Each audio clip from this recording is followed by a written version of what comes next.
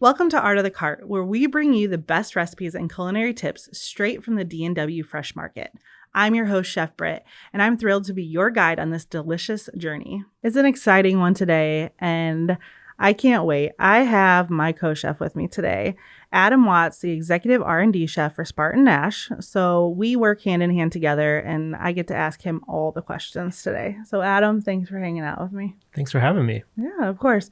So I know a lot about you, but I want everybody else to know how awesome you are. So let's just start with kind of like an introduction of yourself. My name's Adam Watts. I'm the corporate R&D chef for Spartan Nash, and I fall really directly under the Deli department.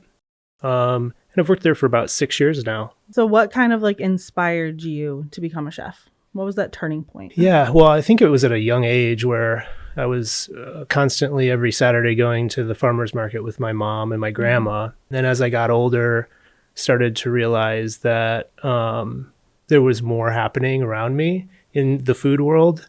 Come to find out, my dad went to Lansing Community College to study food and beverage hospitality.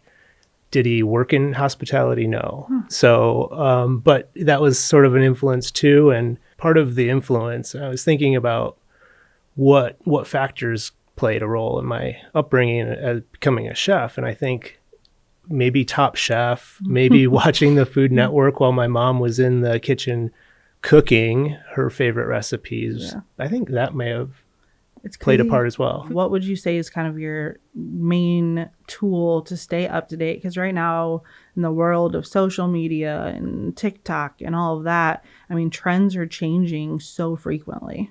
I used to put a lot of weight into social media and what was happening, recipes on TikTok, for example.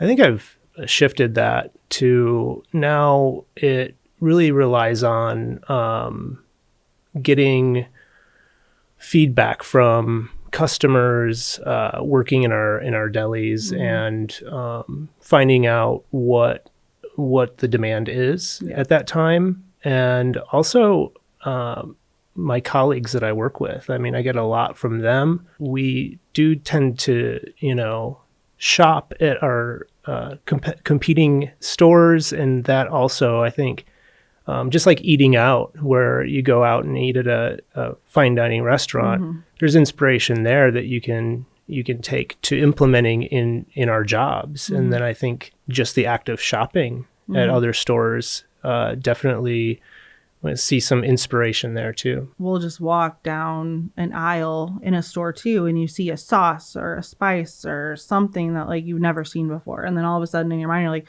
what could I do with that?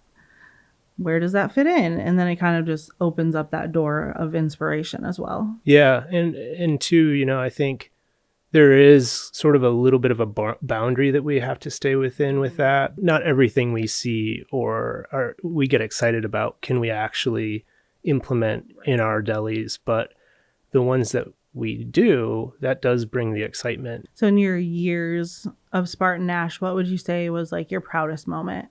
In the last year, we've done some really cool things. We did a grab and go sandwich program, which is just it's a hot sandwich in a foil bag essentially, but we chose to do it very simply, but we're using really high quality ingredients, but done very simply. We just did a ethnic grain bowl line, and that pulled from inspiration from all different cuisines around the world. That was a chance for us to use those ingredients that we maybe weren't able to use before. Some of the more ancient grains or produce that we haven't found in our delis before. Marcana almonds. Yeah. Things like that like you normally wouldn't see in a deli department, but are incorporated in that. I think one of the programs that I've seen that you've created is the roasted veg program. I love that one. And I mean, you just took different flavors and, incorporated them all together to make veggies taste good. And I think some people just don't like veggies, so that helps. Historically, when we looked in the deli cases, we saw a sea of mayonnaise-based potato salads, pasta salads, and those types of items. We love to do those things, but we also saw a need for a healthier option. Writing that program, those recipes to do in-store roasted vegetables, and then you're taking those vegetables and tossing them in a pesto or an olive oil based sauce, brings that freshness and that craftsmanship that is like an added value to the deli. And taking classic deli items, how do you make that classic kind of more exciting? You can look at one of our most popular deli items is the fried chicken. Mm-hmm. People do fried chicken all over the place. So what can we do to make our fried chicken better? We've been to that farm. Mm-hmm. We've met those farmers. We've come back to our stores, and we've rewritten how we source our breading, what our breading's made up of. And then we're doing in-store fresh fried chicken multiple times a day. That's really, again, how do we elevate? Well, we find out how to do it with the best ingredients. Right, for sure. And who doesn't love deli fried chicken? But yeah, when you make it the best deli fried chicken, it makes it that much better. What do you do, or how do you feel when like you get a bad review from a customer? Because I mean, it's inevitable. That's going to happen. All the feedback that you're getting is something that you need to react very quickly on, but there might be some truth behind it too. Mm-hmm. I love the feedback, and it's sometimes hard to get it because it takes so long for us to get a product to market. And then once it's there, to get that feedback might take a little time. Yeah. I feel like feedback is like in a 3-step process. It's like number one, you're like, I don't care about that. Like, I'm right, you're wrong. Like, but then your step 2 is like, all right, I'm going to think about this. Like, there, like you said, could be some truth behind this. And then step 3 is like, okay, we need to fix it. It's all a learning process too. I think, wherever that issue might come, it could come anywhere. It could come from a vendor product that we had sourced. It could come in packaging. It could come in the way that I wrote the recipe and I just didn't write it correctly. There's sometimes a disconnect between like the corporate chef and the associate at the store level. Right. So I think like there's a lot on us to be both of those things. Yeah. And I've learned in the last number of years that spending more time in the stores is very valuable. And like learning with the associates and being hands-on with them and all that, for sure. What would you say are the most popular items in the deli? I mean, you have your fried chicken, obviously. That's, I mean, never going to go away. But when you think about other deli items, what would you rank like up there in the most popular? Yeah. Well, meal solutions. So like the cold grab and go area, meal solutions, meals for one, for example. Yeah. So we developed all these combinations of like a starch, a vegetable, and a protein, essentially, for easy grab and go, feeds one person at a great price. Yeah. That's been hugely successful. I think the chicken pot pie I hear about constantly, and I also rely on it for lunch, and I think it's a great product. And I really think like specialty cheese and meats has really grown with the demand of charcuterie or that ingredient cheese that's hard to find. Just the amount of specialty cheese within the grocery store has grown significantly. Yeah. Nowadays, like dietary restrictions are huge. When creating a program, how do you factor in then fitting into all those dietary restrictions? It just really boils down to making sure that you have those options within a program. So we have a vegetarian pizza or several different vegetarian types. Now, do we have a gluten-free option? No. But could be something we look at. I think it's something that we're constantly searching for. We just are currently working on launching a Mexican meal solutions program. We got already some feedback that we'd like to see a gluten-free tortilla in that.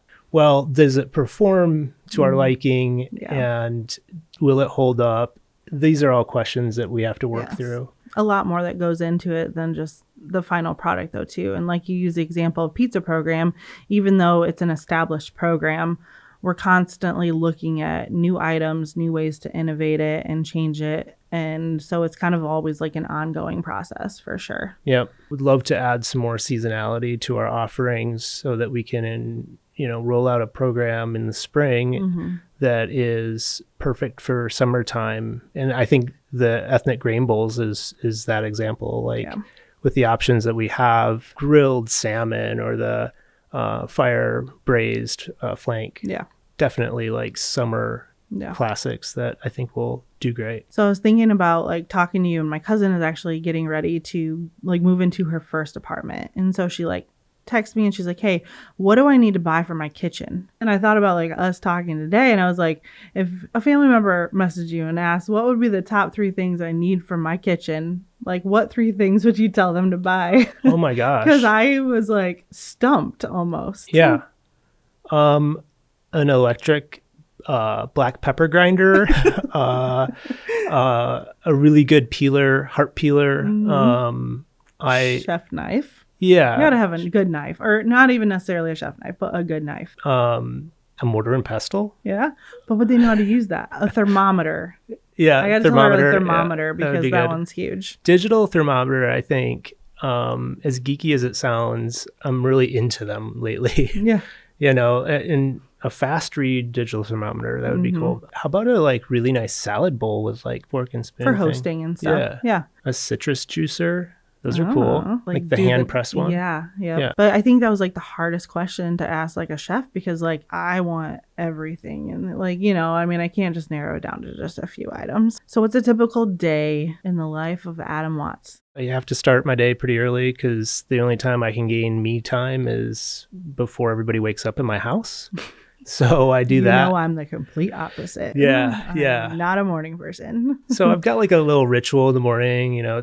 It's making espresso out of my mocha pot. It's maybe exercising or just getting caught up on email. I have a test kitchen that I work out of, which is across town. We could be visiting a manufacturer that we hope to do business with.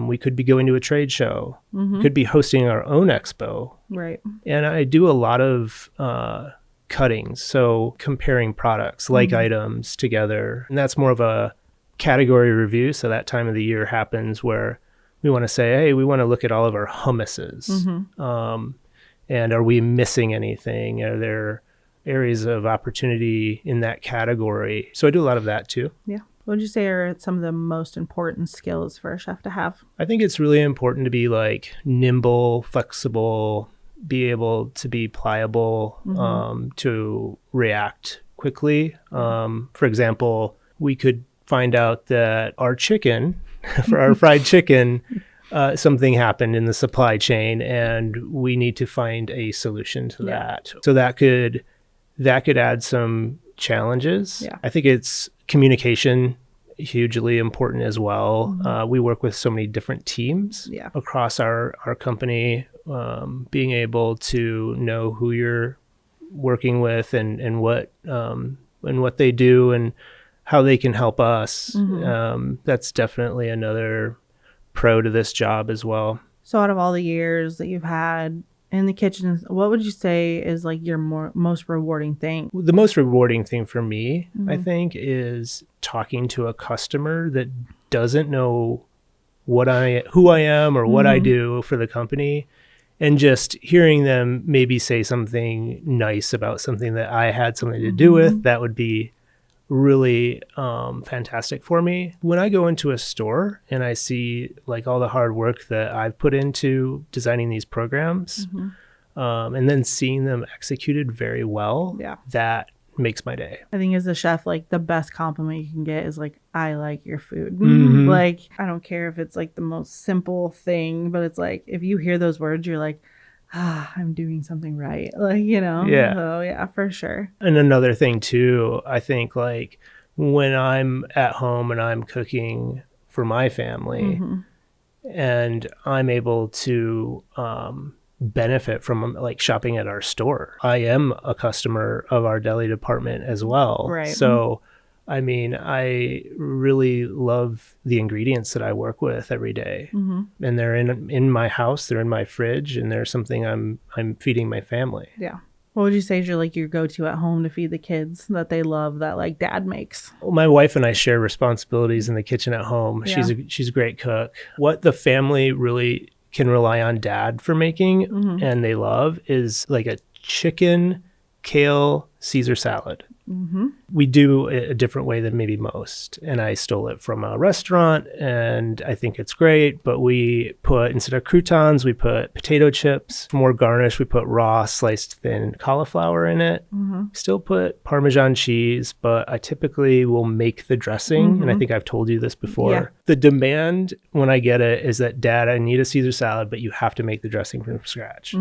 So kind of wrapping into new programs, we touched on some. So grain bowls is huge. Yep. We really wanted to focus on the vessel the grain bowl is getting served into. So all your fresh ingredients are on top. Yep. It pulls out, you microwave your bottom, and then your fresh ingredients stay fresh. So I think that was like a huge success for both of us. Craft beer mac and cheese, which is in stores and all of that right now. I think that was a huge success. Well, if you had to pick a flavor though, which one was your favorite on the craft beer? It's gonna have to be the bacon jalapeno. Even though I'm not like traditionally a spicy guy, that one's I really do good. like that one. We want people to check those two things out, like in stores. They're there now and they're delicious. You touched on the Mexican meal kits coming up, in-store salads. So we really are trying to focus on really fresh items that they're making in the store. Kind of a new chicken program on the horizon as well. So a roasted chicken, not fried. So those are some things to kind of like look out for. I think that roasted chicken program is one too, that now we've got